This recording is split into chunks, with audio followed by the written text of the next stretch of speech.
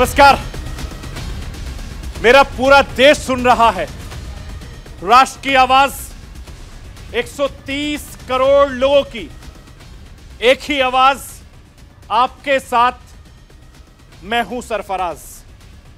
मैं सरफराज सैफी शनिवार को आपसे कांग्रेस नेता राहुल गांधी के विदेशी दौरे की बात कर थी। आज आपको देश के प्रधानमंत्री नरेंद्र मोदी के विकास दौरे के बारे में बताना चाहता हूं। देश के प्रधानमंत्री नरेंद्र मोदी जापान दौरे पर हैं। मेरे देश के प्रधानमंत्री नरेंद्र मोदी का यह अंदाज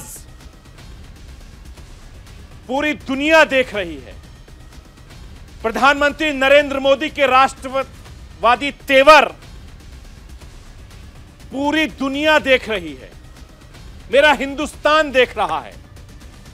जापान में मोदी मोदी का शोर है। जापान में बसने वाले मेरे हिंदुस्तानी भाई बहनों ने बहुत गर्मजोशी से हिंदुस्तान के प्रधानमंत्री का स्वागत किया, वेलकम किया।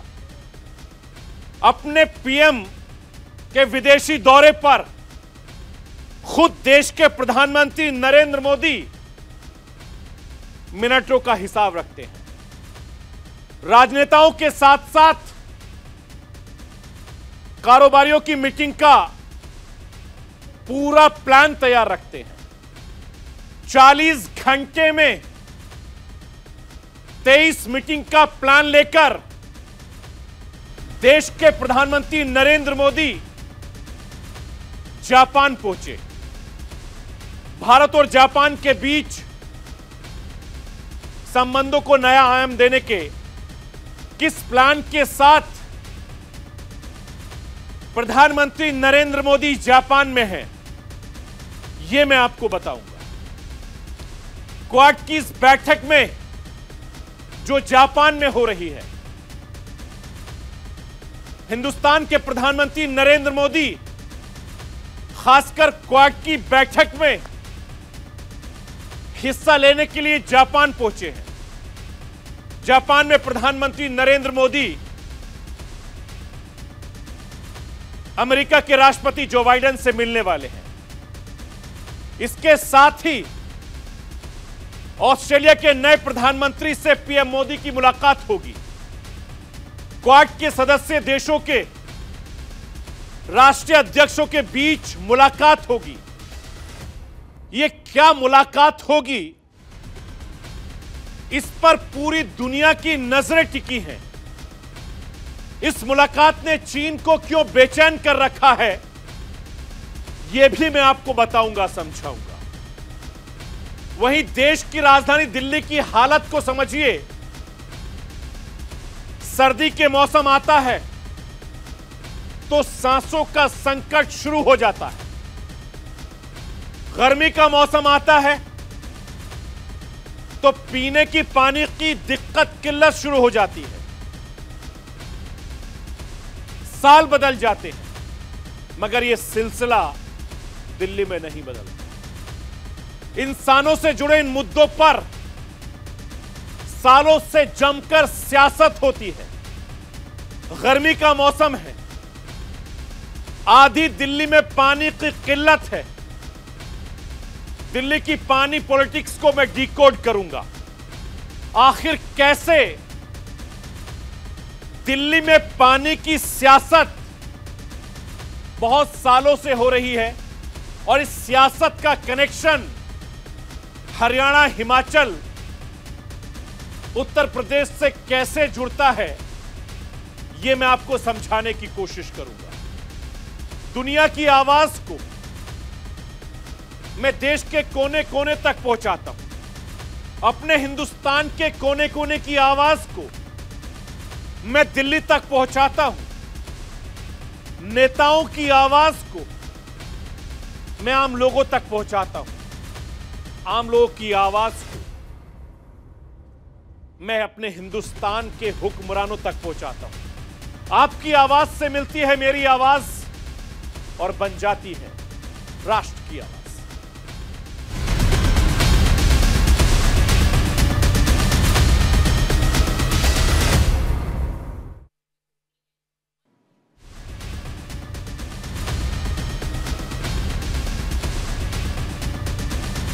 मेरे हिंदुस्तान के प्रधानमंत्री नरेंद्र मोदी इस वक्त जापान में हैं, 2 दिन के दौरे पर हैं। एक बार फिर से जापान में नमो नमो की गूंज सुनाई दी है। जापान में मोदी मोदी के नारे जमकर लगे, खूब लगे। मैं आपको यह बताना चाहता हूं कि मेरे हिंदुस्तान के प्रधानमंत्री नरेंद्र मोदी पिछले 8 सालों में कई बार जापान जा चुके हैं।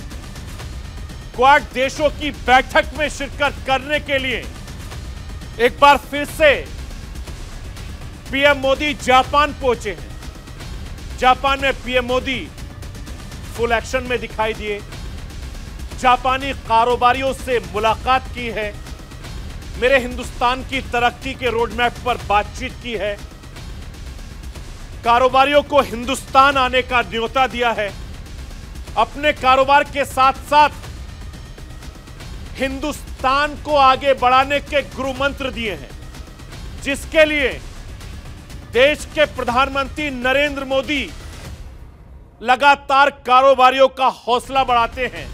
ठीक उसी अंदाज में देश के प्रधानमंत्री नरेंद्र मोदी आज जापान में दिखाई दिए और जिसके चलते लोगों में काफी जोश दिखाई दिया। भारत मां का शेर आया, एक ही नारा, एक ही नाम, जय श्री राम, जय श्री राम, मोदी मोदी मोदी मोदी मोदी मोदी। जापान में नमो नमो की गूंज।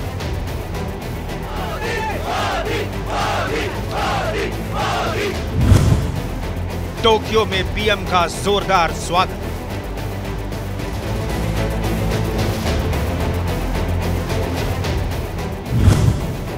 भारतीयों ने लगाए भारत मां के नारे।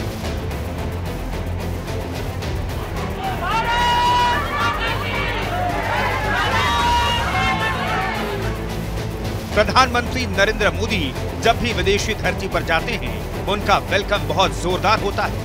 एयरपोर्ट से लेकर होटल तक सभी जगहों पर मोदी मोदी की गूंज सुनाई देती है।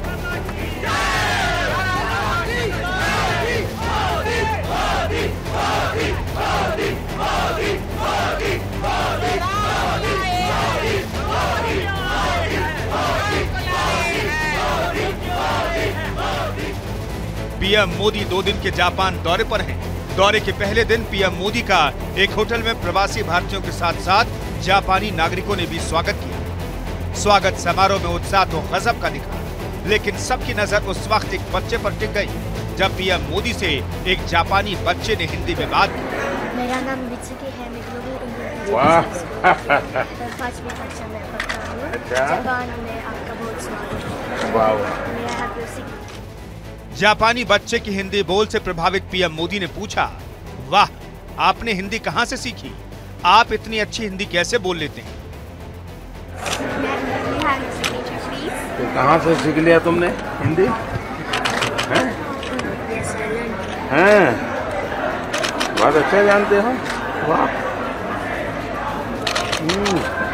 वाह। और जापानी में क्या लिखा है? ये प्रधानमंत्री मोदी से मिलने के बाद काफी संख्या में भारतीय और जापानी बच्चे आए थे। रंग बिरंगे परिधान में पहुंचे बच्चों से पीएम मोदी ने गर्मजोशी से मुलाकात की। प्रधानमंत्री से जिस जापानी बच्चे ने हिंदी में बात की, उसने मुलाकात के बाद जो बताया वो और भी हैरान कर देने वाला रहा। मेरा नाम वित्सुकी है, मैं ग्लोबल इंडियन वाह। 5वीं कक्षा में पढ़ता हूँ। अच्छा। जापान में आपका बहुत स्वागत है। वाह। मेरा हैप्पी सिग्नेचर प्लीज। तो कहाँ से सीख लिया तुमने हिंदी? हैं? हैं? बहुत अच्छा जानते हो। वाह। वाह। और जापानी में क्या लिखा है? ये 3 भाषा लिख दी। क्वाड सम्मेलन में शिरकत करने पहुंचे पीएम मोदी का स्वागत गर्मजोशी के साथ हुआ। इस दौरान पीएम मोदी जब प्रवासी भारतीयों से मिल रहे थे तब मोदी के पक्ष में खूब नारे लगे। इस दौरान भारतीय लोगों ने पीएम मोदी के पक्ष में नारे लगाए। मौजूद भारतीय लोगों ने भारत मां का शेर आया, भारत मां की जय के नारे लगाए। भारत मां का शेर आया, एक ही नारा, एक ही नाम, जय श्री राम, जय श्री राम, एक ही नारा, एक ही नाम।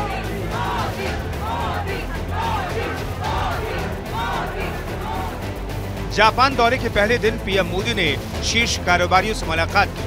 क्वाड शिखर सम्मेलन 2022 से पहले प्रधानमंत्री ने प्रमुख जापानी कंपनियों के मुख्य कार्यकारी अधिकारियों से मुलाकात की, जिन्होंने वैश्विक मान्यता अर्जित की है।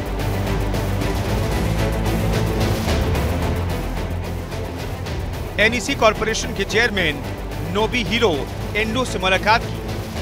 फास्ट रिटेलिंग के सीईओ तदाशी येनाई से मिले। दोनों ने भारत में कपड़ा निर्माण के लिए निवेश के अवसरों पर चर्चा की।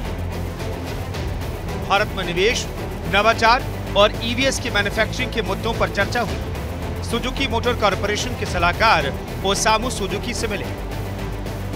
सॉफ्टबैंक ग्रुप कॉर्प के बोर्ड निदेशक मासायोशी सोन से भी मुलाकात की। PM Modi Indo Pacific economic framework यानी IPEF इवेंट में शामिल हुए। इस कार्यक्रम में पीएम मोदी के अलावा अमेरिका के राष्ट्रपति जो बाइडेन, जापान के प्रधानमंत्री फूमियो किशिदा और अमेरिका के विदेश मंत्री एंटनी ब्लिंकन ने शिरकत की। इंडो पैसिफिक इकोनॉमिक फ्रेमवर्क दुनिया की आधी आबादी को कवर करता है। ऐसे में 21वीं शताब्दी में इसके योगदान को नकारा नहीं जा सकता। इस मौके पर पीएम मोदी ने इंडो पैसिफिक समझौते को काफी अहम बताया। इंडो पैसिफिक क्षेत्र में मैन्युफैक्चरिंग, आर्थिक गतिविधि, वैश्विक व्यापार और निवेश का केंद्र है। इतिहास इस बात का गवाह है कि इंडो पैसिफिक क्षेत्र के ट्रेड प्रवाहों में भारत सदियों से एक प्रमुख केंद्र रहा है। यह उल्लेखनीय है कि विश्व का सबसे प्राचीन कमर्शियल पोर्ट भारत में मेरे होम स्टेट गुजरात के लोथल में था। इसलिए यह आवश्यक है कि हम क्षेत्र की आर्थिक चुनौतियों के लिए साझा समाधान खोजें, रचनात्मक व्यवस्थाएं बनाएं। एक्सेलेंसी, भारत एक इंक्लूसिव और flexible Indo Pacific economic framework के निर्माण के लिए आप सभी के साथ काम करेगा। पीएम मोदी का जापान दौरा काफी व्यस्त रहने वाला है। 40 घंटे के दौरे में प्रधानमंत्री मोदी 23 बैठक करेंगे, जिसमें कई मीटिंग वो कर चुके हैं और कई मीटिंग करने वाले हैं। लेकिन जिस तरह से पीएम मोदी का जापान में स्वागत हुआ है, वो भारत जापान के बीच मजबूत हो रहे रिश्तों को जाहिर करता है। साथ ही दुनिया में बढ़ रहे भारत के कद का भी सबसे शानदार उदाहरण है।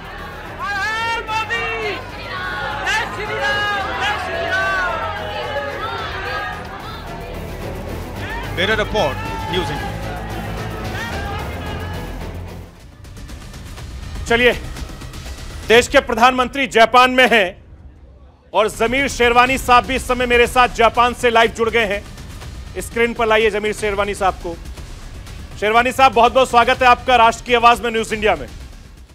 हाँ जी, नमस्कार। नमस्ते। अस्सलाम वालेकुम, सरफराज सैफी बात कर रहा हूं। हाँ जी जी जमीर साहब, मेरा पहला सवाल है कि नरेंद्र मोदी साहब जापान दौरे पर हैं। इस दौरे को आप किस नजरिए से देख रहे हैं? ये क्वेट के लिए प्रधानमंत्री आए हुए हैं, तो मुख्यतः 3-4 पॉइंट है वो उन पर मैं लाना चाहूंगा। ये स्टेट रिलेशन है जापान और इंडिया के बीच में, और एक इंडो पैसिफिक के जो इशू है सिक्योरिटी और इसे इसको लेकर के free navigation across the seas, Indo Pacific में तो चाइना ने जो अपना बढ़त बनाई हुई करने के लिए। दूसरा बिजनेस के हिस्से, तो जापान 5 ट्रिलियन येन 5 सालों में इन्वेस्ट करने के लिए किया हुआ। जमीर साहब, दोनों देशों के संबंध पिछले कुछ सालों में काफी ज्यादा मजबूत हुए हैं। ये दोस्ती कितनी कई मुल्कों पर भारी पड़ने वाली है, खासतौर से मैं चाइना का जिक्र कर रहा हूं। चाइना ने, जो मैंने आपको बताया ना, ये इंडो पैसिफिक में जो उसने ये वेसल के मूवमेंट पे जो रोक लगाई हुई है, वहां पे उसने आर्टिफिशियल अपने अड्डे बनाए हुए, तो उसकी समस्याओं को ठीक करने के लिए ये ऑस्ट्रेलिया, अमेरिका, इंडिया और जापान एक साथ आए हैं। तो उसी पीस और फ्री मूवमेंट के इंडो पैसिफिक में फ्री नेविगेशन के, एक तो ये स्टेट टू स्टेट रिलेशन और ये मल्टीलेटरल रिलेशन का हो गया। दूसरा पॉइंट जो है वो बिजनेस का है, इन्वेस्टमेंट। तो जो यहाँ के जो 4 सीईओ हैं, प्रधानमंत्री की मुलाकात हुई थी। ये सुजुकी मोटर्स के सीईओ हैं, एनईसी के सीईओ, और ये यूनिक्लो जो कपड़े रेडीमेड गारमेंट की कंपनी है उसके हैं, और ये सॉफ्टबैंक जो इंटरनेट सर्विस प्रोवाइडर करती है उसके से। 30 सीईओ से अभी प्रधानमंत्री जी को और मिलना है, और ये जो इंडियन कम्युनिटी है उससे आज प्रधानमंत्री जी मिलेंगे। नरेंद्र मोदी साहब की जो लोकप्रियता है वो लगातार दिन पे दिन बढ़ती जा रही है, और जब भी वो विदेशी दौरे पर होते हैं उनकी फैन फॉलोइंग बहुत जबरदस्त होती है, जो खासतौर से दूसरे मुल्क हैं, चाहे मैं पाकिस्तान का जिक्र करना चाहूं या चाइना का जिक्र करना चाहूं। अगर कूटनी के लिहाज से देखा जाए तो कितना मुश्किल है इन वक्तों के लिए, इन देशों के लिए? ये अभी प्रधानमंत्री जी ने जो बालाकोट में जो हमला किया था, तब से वो पाकिस्तान जो आतंकवादी आते रहे थे ना पिछले सालों में, तो वो आने बंद हो। प्रधानमंत्री जी का बहुत अच्छा स्टेप था। तो उसके बाद अब आतंकवादी आने बंद हो गए। और जो जापान में लोग रह रहे हैं वो किस नजरिए से सोचते हैं हिंदुस्तान को और हिंदुस्तान के प्रधानमंत्री को लेकर?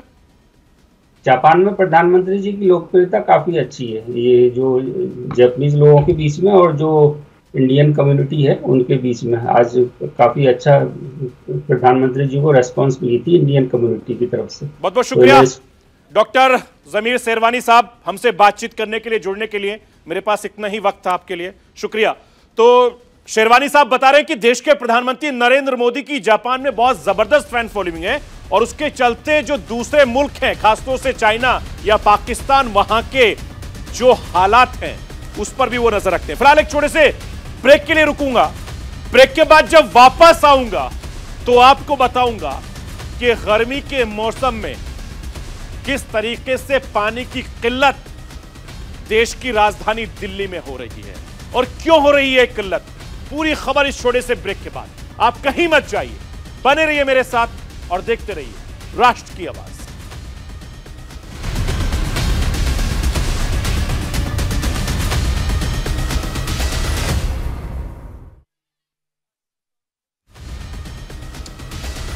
ब्रेक के बाद एक बार फिर आपका स्वागत है राष्ट्र की आवाज में।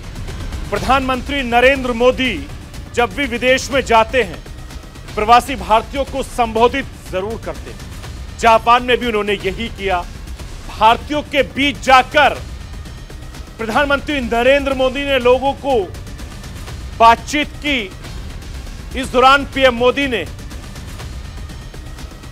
यह बता दिया और कहा कि मैं मक्खन पर लकीर नहीं खींचता, पत्थर पर लकीर खींचने की कोशिश करता हूं। और मैं आपको यह बताना चाहता हूं, पीएम मोदी ने इस बयान के जरिए बता दिया कि वो देश को विकास की राह पर ले जाने के लिए हर टफ काम करने के लिए तैयार है। इस दौरान उन्होंने भारत और जापान के रिश्तों को भी बता दिया है और उनकी एक कोशिश, यानी एक तीर से कई निशाने देश के प्रधानमंत्री नरेंद्र मोदी ने 7 समुद्र पार बैठकर छोड़ दिया।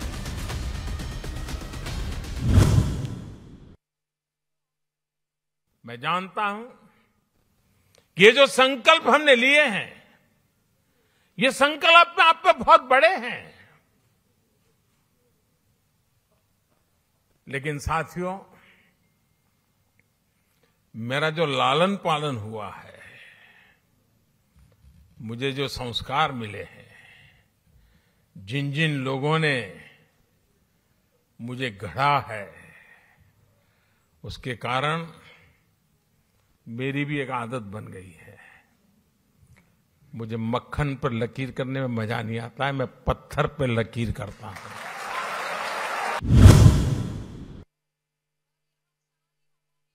साथियों, समस्याओं के समाधान को लेकर भारतीयों का जो ये आत्मविश्वास है, ये आत्मविश्वास आज हर क्षेत्र में, हर दिशा में, हर कदम पर दिखाई देता है। भविष्य में ऐसी स्थिति से बचने के लिए हम आत्मनिर्भरता के संकल्प के साथ आगे बढ़ रहे हैं। साथियों, आप भी यहां रहते हुए अनुभव करते होंगे, हिंदुस्तान में भी हर कोई अनुभव करता है कि भारत और जापान नेचुरल पार्टनर है। भारत के विकास में, भारत की विकास यात्रा में जापान की महत्वपूर्ण भूमिका रही है। जापान से हमारा रिश्ता आत्मीयता का है, अध्यात्म का है। जापान से हमारा रिश्ता सहयोग का है, अपनेपन का है। और इसलिए एक प्रकार से इस रिश्ता हमारा सामर्थ्य का है, ये रिश्ता सम्मान का है, और ये रिश्ता विश्व के लिए साझे संकल्प का भी है। भगवान बुद्ध के विचारों पर, उनके बताए रास्ते पर चलने की शायद पहले से ज्यादा जरूरत है। यही रास्ता है जो आज दुनिया की हर चुनौती, चाहे वो हिंसा हो, अराजकता हो, आतंकवाद हो, क्लाइमेट चेंज हो, इन सब से मानवता को बचाने का यही मार्ग है। भारत सौभाग्यशाली है कि उसे भगवान बुद्ध का प्रत्यक्ष आशीर्वाद मिला। उनके विचारों को आत्मसात करते हुए भारत निरंतर मानवता की सेवा कर रहा है।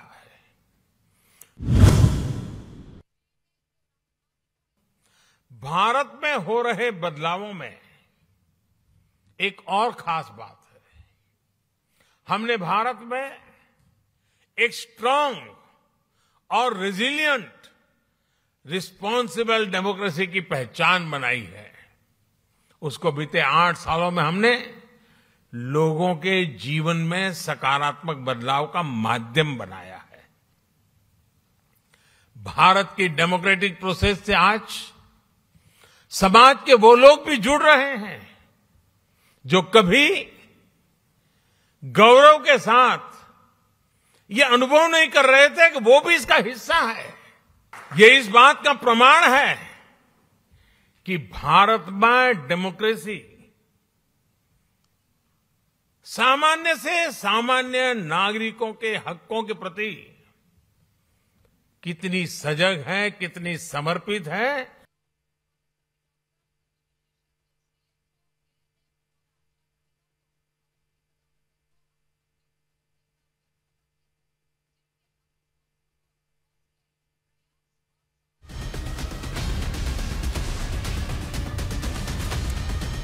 चालबाज चीन की हर चाल से पूरी दुनिया वाकिफ है। कैसे कोरोना जैसी महामारी चीन ने पूरी दुनिया में फैलाई, और इस बात का पता अब पूरी दुनिया को चल गया है। अब क्वाड मीटिंग से पहले एक बार फिर चीन ने नापाक बयान देकर दुनिया को एक संदेश दिया है, और चीन इतनी जल्दी सुधरने वाला नहीं है, उसको सुधारना पड़ेगा। मैं आपको यह बताना चाहता हूं, चालाक ड्रैगर को सबक सिखाने के लिए अब से कुछ घंटों के बाद जापान में क्वाड देशों की जुगलबंदी होने जा रही है। इस बैठक में हिंदुस्तान, अमेरिका, जापान और ऑस्ट्रेलिया मिलकर चीन की हर चाल का माकूल जवाब देने की एक नीति तैयार करेंगे।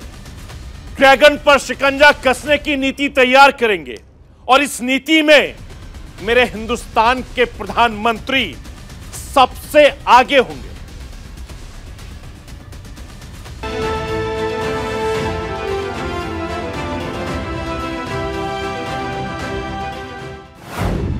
क्वाड का मंच, चीन पर लगेगा पंच। क्वाड दिखाएगा दम, ड्रैगन होगा बेदम। दुनिया की सियासत में इन दिनों बड़ी हलचल का सिलसिला लगातार जारी है। एक तरफ यूक्रेन पर रूस का हमला थम नहीं रहा है, तो दूसरी तरफ ताइवान पर ड्रैगन की बुरी नजर भी पूरी दुनिया को परेशान कर रही है। लेकिन इसी बीच चीन की सीमा के बेहद करीब होने वाली क्वाड मीटिंग से पहले ही चीन बुरी तरह चकरा गया है। चीन को भारत की कूटनीति से बड़े खतरे का आभास हो रहा है, क्योंकि भारत अपनी स्ट्रैटेजी से चीन के सारे मंसूबों को फेल कर सकता है। प्रधानमंत्री मोदी जापान दौरे पर है और जापान में ही वो क्वाड मीटिंग में शिरकत करेंगे। क्वाड मीटिंग 24 मई को होनी है, लेकिन चीन इस मीटिंग से कितना परेशान है उसके संकेत मिलने शुरू हो गए हैं। चीन के विदेश मंत्री वांग यी का बयान आया है कि क्वाड कभी एशियाई नाटो का दर्जा हासिल नहीं कर सकता है। चीन के इस बयान से साफ पता चलता है कि क्वाड मीटिंग से उसको दिक्कत क्यों हो रही है और क्यों मीटिंग से पहले ही चीन के होश उड़े नजर आ रहे हैं। बहरहाल भारत ने भी चीन के विदेश मंत्री के बयान पर करारा पलटवार किया है। इन देशों में मिलकर के अब भारत और जापान, ऑस्ट्रेलिया, अमेरिका की किन किन एरियाज में, क्योंकि क्वाड एक मिलिट्री अलायंस नहीं है, ये मिलिट्री नहीं लड़ेंगे, बट ये बाकी और सारे एंगल्स पे काम करेंगे, जिसके चलते चाइना की जो डोमिनेंस है दुनिया के ट्रेड में, दुनिया की टेक्नोलॉजी में, वो चाइना की डोमिनेंस कम हो और चाइना की दादागिरी कम हो, पुशबैक हो। क्योंकि क्वाड के देश भी अगर इकोनॉमिकली और स्ट्रांगर होंगे तो वो फिर मिलिटरीली भी तो स्ट्रांगर होते जाएंगे। क्वाड की जी हां, देश की राजधानी दिल्ली है। दिल वालों से दिल्ली की पहचान है। क्या आप सोच सकते हैं कि देश की राजधानी दिल्ली में साफ हवा की संकट है, किल्लत है। दिल्ली में सांसों का संकट खड़ा हो जाता है। कभी दिल्ली में पानी की पीने के लिए साफ नहीं बन पाता, मुश्किल हो जाता है। मैं आपको यह बताना चाहता हूं, दिल्ली में गर्मी का कहर इस वक्त जारी है और इसी के साथ पीने के पानी की भी बहुत ज्यादा किल्लत है। और समस्या ऐसी वैसी नहीं है, बहुत ज्यादा लोगों को नुकसान हो रहा है, परेशानी हो रही है, लेकिन किसी के पास इस पानी का समाधान नजर नहीं आता। और तो और इसके पीछे सियासी खेल पूरा नजर आता है। यमुना में पानी का स्तर काफी नीचे गया है, जो दिल्ली के कई इलाकों में पानी के संकट पैदा कर रहा है। और तो और पड़ोसी जो राज्य सटे हैं वो और ज्यादा मुश्किल दिल्ली वालों के लिए कर रहे हैं।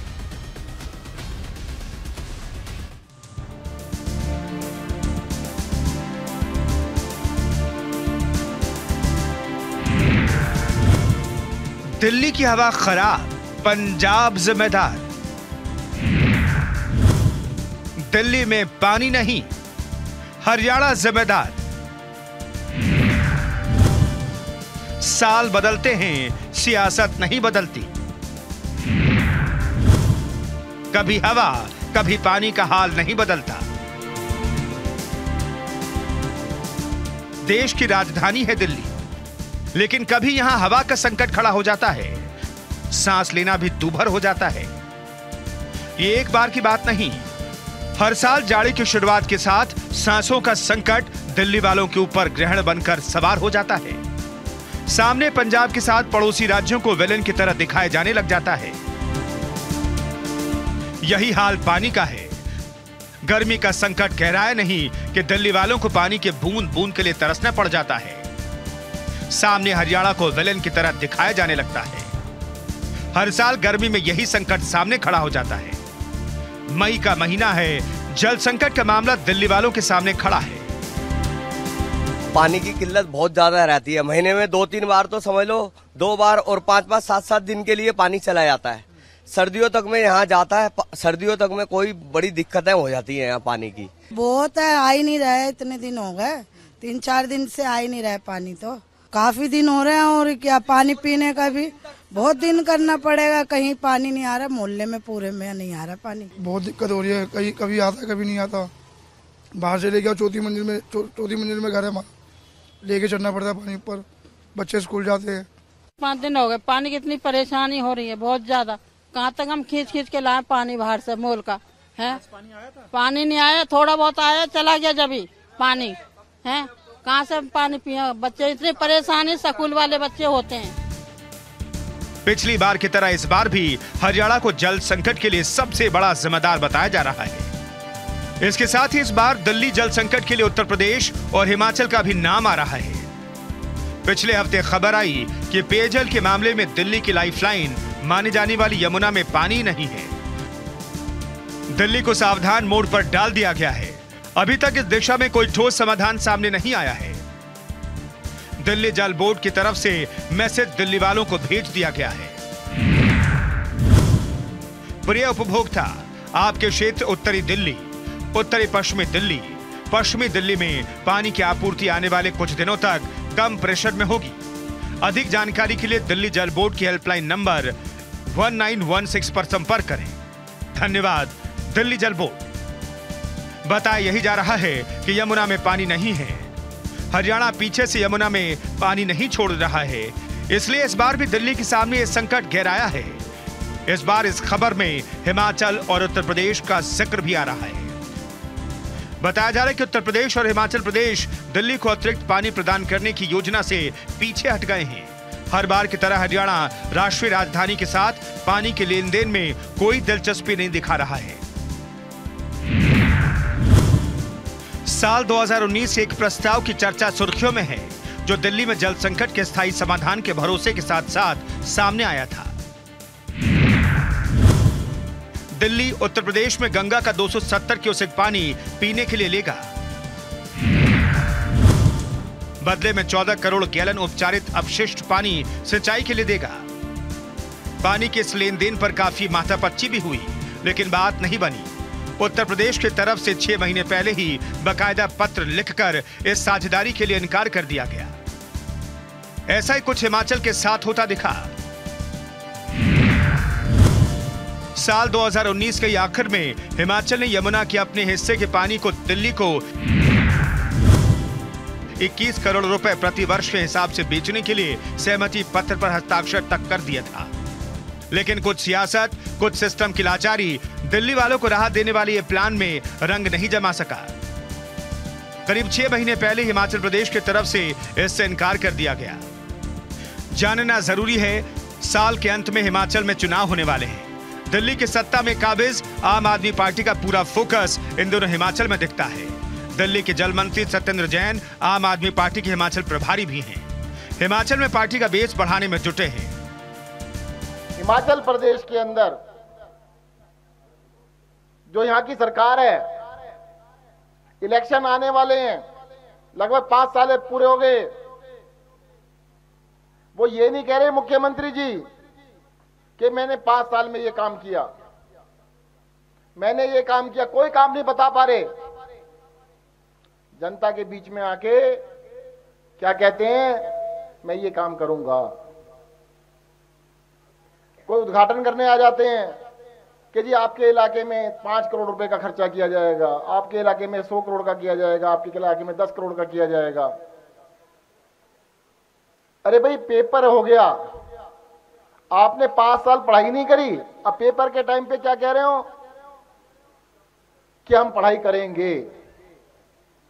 5 साल अगर काम किया होता तो जनता के बीच में आके बताते कि हमने ये काम किए हैं। सियासत चरम पर है। संभव है दिल्ली का जल संकट हिमाचल चुनाव में भी बड़ा मुद्दा बन जाए। रही बात दिल्ली वालों की परेशानी की, जब जल संकट गहराता है जल मंत्री की तरफ से कोई ठोस प्लान तो सामने नहीं आता। हिमाचल जाने से पहले दिल्ली के वजीराबाद प्लांट का दौरा करने की तस्वीर जरूर आ जाती है। जल संकट पर सरकार का ट्वीट जरूर सामने आ जाता है। मंत्री जी ने 22 मई के अपने ट्वीट में बताया, कल रात वजीराबाद बैराज का दौरा किया, पानी के स्तर का मुआयना किया। वजीराबाद ट्रीटमेंट प्लांट से दिल्ली जल बोर्ड को मिलने वाले पानी की स्थिति के बारे में अधिकारियों से चर्चा की। इसके बाद दिल्ली की जल मंत्री फौरन हिमाचल चुनाव प्रचार के लिए निकल गए। वहां से सभा की खबरें तो दिखती हैं, हिमाचल सरकार के साथ जल संबंधी किसी बातचीत का जिक्र नहीं मिलता। कोई ठोस प्रयास दिखे न दिखे, इससे पहले 17 मई को भी जल मंत्री का एक ट्वीट और बयान मिल जाता है। 17 मई को अपने ट्वीट में दिल्ली के जल मंत्री सत्येंद्र जैन बताते हैं, हरियाणा से आने वाला पानी का जायजा लेने के लिए वजीराबाद बैराज का दौरा किया। हरियाणा दिल्ली के लिए पर्याप्त मात्रा में पानी रिलीज नहीं कर रहा है। यमुना का वाटर लेवल 674.5 फीट से घटकर 669 फीट पहुंच गया है। वाटर लेवल में करीब 5.5 फीट की गिरावट आई है। इस वजह से वजीराबाद वाटर ट्रीटमेंट प्लांट से पानी का प्रोडक्शन 60 से 70 MGD तक घट गया है। दिल्ली की यमुना नदी के अंदर जो पानी आता है हरियाणा की ओर से, वो पानी का लेवल 674.5 फीट होना चाहिए, जो कि कम होके 669 फीट रह गए। 5.5 फीट पानी का लेवल कम हो गया है, जिसकी वजह से यमुना नदी से 60-70 MGD पानी कम मिल रहा है। दिल्ली के अंदर उसकी दिक्कत आ रही है और मैं हरियाणा से कहूँगा कि भाई जो हमारा एग्रीमेंट है उसके हिसाब से पूरा पानी छोड़े। दिल्ली को इसकी वजह से काफ़ी दिक्कत है। हम लोग अपने दूसरे सोर्सेज से, जो कि जैसे ग्राउंड वाटर है, बोरवेल्स हैं, बाकी सबसे पूरी कोशिश कर रहे हैं। छठा दिन होने को आया, हालात जस के तस बने हुए हैं। दिल्ली सरकार की तरफ से कोई ठोस प्रयास की सूचना सामने नहीं आ रही है। ऐसा पहली बार हो रहा हो ऐसा भी नहीं है। पिछले साल भी यमुना का जलस्तर नीचे गिरा था। साल 2021 के जुलाई महीने में यमुना नदी का जलस्तर 674.5 से घटकर 667 फीट तक आ गया था। तब भी कुछ ऐसा दिल्ली सरकार की तरफ से बताया गया था। तब दिल्ली जल बोर्ड के उपाध्यक्ष रहे राघव चड्ढा ने कहा था, 1965 के बाद पहली बार वजीराबाद बैराज के पास पानी का स्तर इतना घटा है। हरियाणा सरकार ने दिल्ली वालों के हक का पानी रोक लिया है। करीब 120 MGD दिल्ली वालों के हक का पानी हरियाणा सरकार की तरफ से रोका गया है। साल बदलते जाते हैं, दिल्ली के हालात नहीं बदलते। हवा और पानी जैसे मूलभूत आवश्यकता पर भी सुधार की जगह सियासी जोर ज्यादा दिखता है। दिल्ली को लगभग 1200 MGD पानी की आवश्यकता होती है। इसमें से दिल्ली जल बोर्ड लगभग 950 MGD पानी की आपूर्ति कर पाता है। हरियाणा से दिल्ली को रोजाना 1069 क्यूसेक पानी सप्लाई किया जाता है। दिल्ली को अतिरिक्त पानी नहरों, कुओं और नलकूपों से मिल जाता है। जानना यह भी जरूरी है कि हरियाणा जल समझौतों और उच्च न्यायालय के दिशा निर्देशों के अनुसार ही 1069 क्यूसेक पानी उपलब्ध कराता है। दिल्ली सरकार 150 क्यूसेक और अधिक पानी की मांग कर रही है, जिसे देने से हरियाणा इनकार करता रहा है। इस संबंध में हरियाणा के एक और पक्ष भी सामने आता है। हरियाणा सरकार अब कहती है कि दिल्ली के CM अरविंद केजरीवाल पंजाब सरकार से कहकर हरियाणा के हिस्से का पानी दिलवा दें, तभी ये दिल्ली की मदद कर सकेंगे। उत्तर प्रदेश और हिमाचल सरकारों के साथ ही दिल्ली सरकार का टकराव जगजाहिर है। ऐसे में दिल्ली के जल संकट पर सियासत का ग्रहण है, इससे इनकार नहीं किया जा सकता। भरोसा भगवान पर ही बड़ा है, शुक्र है मौसम का मिजाज बदला है। हरियाणा और दिल्ली दोनों जगहों पर बारिश हुई है। बारिश इसी तरह जारी रही तो दिल्ली के जल संकट का जल्द समाधान संभव है। जैसा कि कुछ दिनों से हम लोग आपको बता रहे हैं, बारिश आने के बाद अब 1-2 दिन में जो है हालात जो है बेहतर हो जाएं, क्योंकि हमने सुना है कि हरियाणा और दिल्ली दोनों में बारिश हुई है। तो ये जो बारिश हुई है तो इससे फायदा ये होगा कि यमुना के अंदर लेवल थोड़ा बढ़ेगा। Bureau report, news India. तो ये थी राष्ट्र की आवाज। बाकी खबरों के लिए आप बने रहिए न्यूज इंडिया के साथ।